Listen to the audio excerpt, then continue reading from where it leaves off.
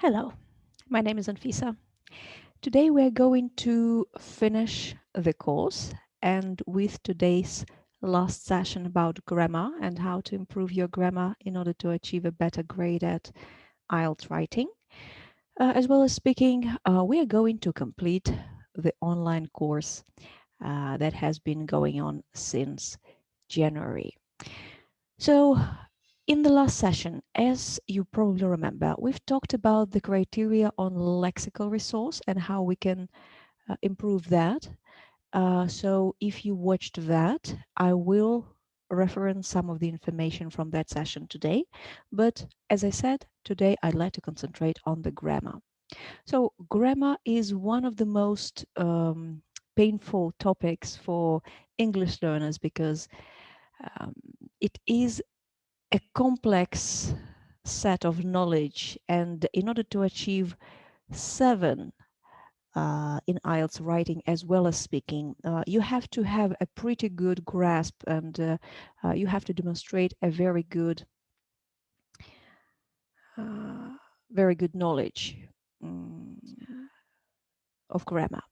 Not only that, but you're supposed to use a range of grammatical structures as well as use them flexibly.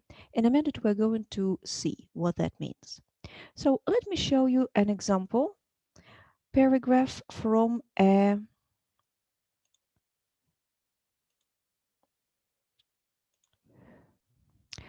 from the previous Q&A session we had online. There is a recording of that. So here I have a little paragraph here.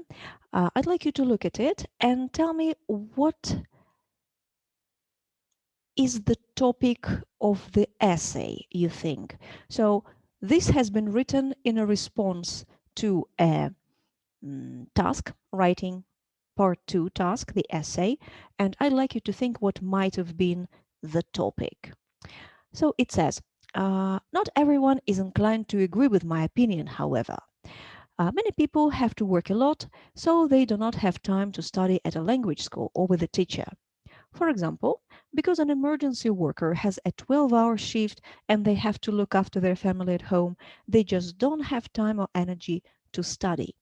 They spend their time at home with a book or online, let's say, instead.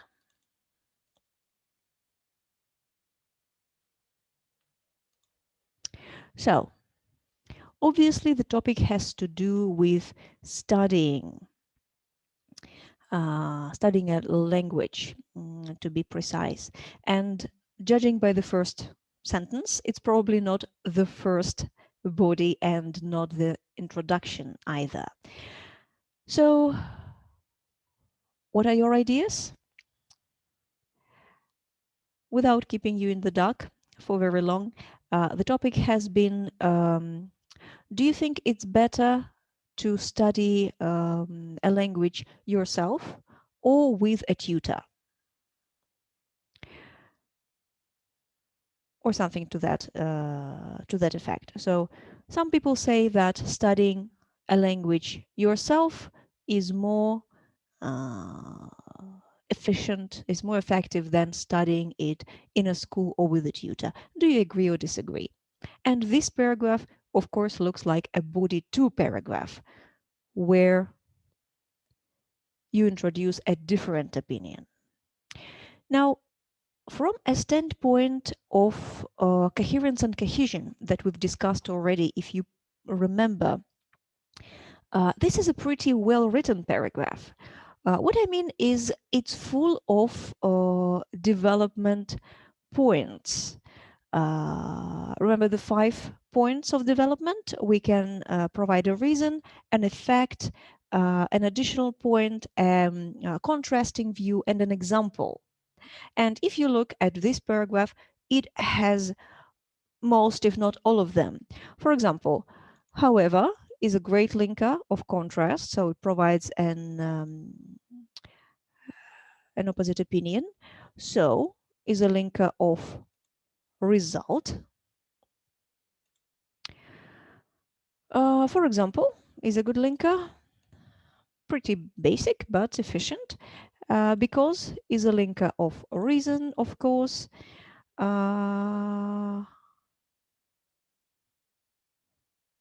You could argue that and is a linker of additional point. So this is a coherent paragraph. However, I don't think it would score more than 6.5 at maximum. The reason I believe that is because it's got very basic grammar. So what exactly is basic grammar? As you can see, there is not a lot of different tenses. For instance, there are no tenses by but present simple, right? They have to look, they spend their time, they don't have time. Not everyone is an emergency worker has. So although it would score well at coherence and at cohesion, it wouldn't be a very high score grammatically. So let's look at an improved version of the same paragraph. This is the task, by the way. It's better to learn a foreign language with a teacher than on your own. Do you agree or disagree? So let's look at an improved version. Not everyone is inclined to agree with my opinion, however, it's the same. For those who are forced to spend hours upon hours at work to make ends meet, studying in a language school, probably at a language school sounds better, or with a teacher, is easier said than done. If we consider an emergency worker, such as a nurse, who has no option but to work 12-hour shifts, it's clear that, burdened with additional commitments at home, they just wouldn't have time or energy to put effort into studying after work without someone like a tutor urging them to. They are much more likely to spend this time relaxing with a book or surfing the internet.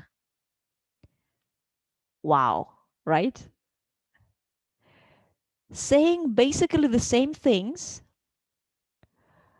this paragraph, not only does this paragraph take more words, but it also so very multidimensional, right? It's got several layers. It's got different tenses. It's got different links between the different parts of the sentences. This is a very well written paragraph.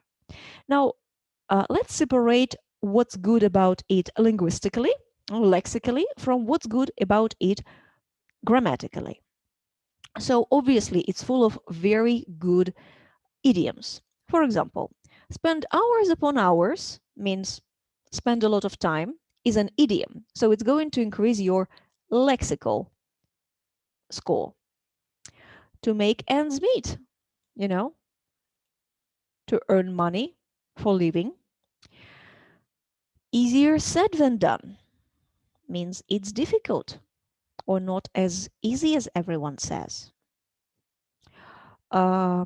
Someone has no option but.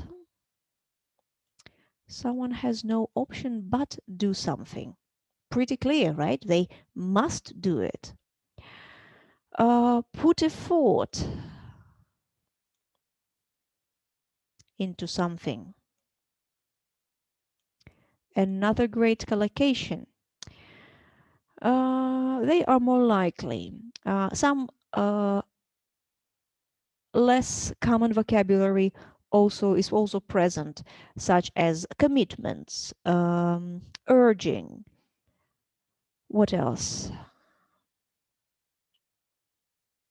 Consider, you could argue, inclined to agree is also less common vocabulary. So all this vocabulary is high level, but it's not what we are going to discuss today. Today we are going to discuss how we can improve grammar. And if you look at the highlighted, colorful sentences or parts of the sentences, you'll see what I mean. So yellow ones have something in common. What exactly? obviously, they have this little who word.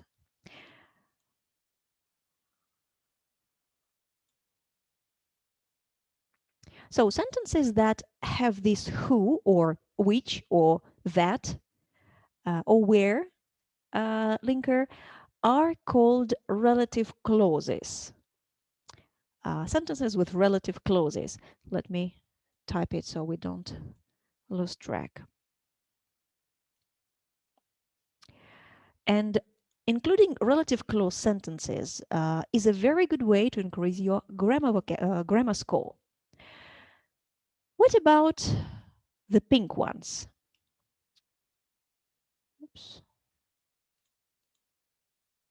What do the pink ones have in common? If we consider an emergency worker, they just wouldn't have time or energy. If is a good sign that we're dealing with a conditional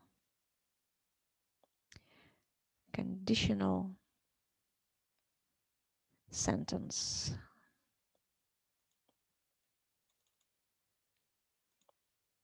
Lastly, burdened with additional commitments at home and relaxing with the book of or surfing the internet. What do they have in common?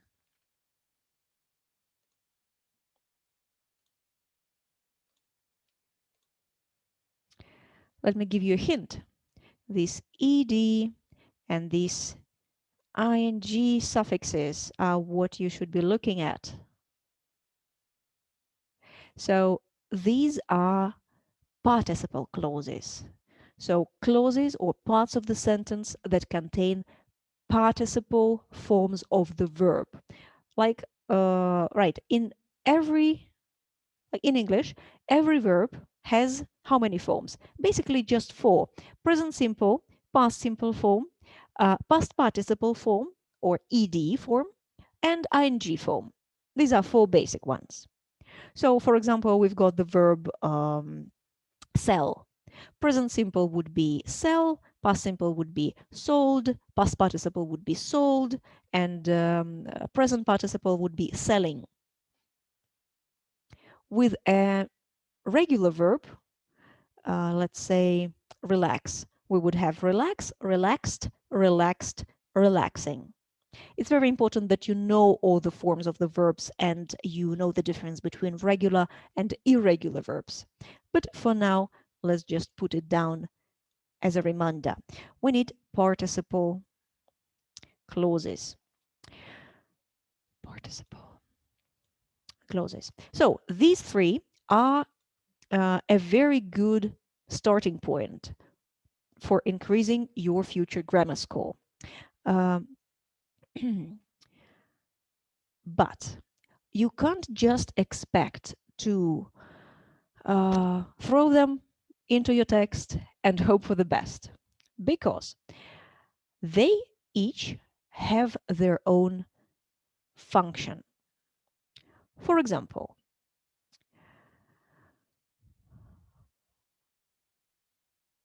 if we consider an emergency worker, they wouldn't have time or energy. What kind of function does this serve?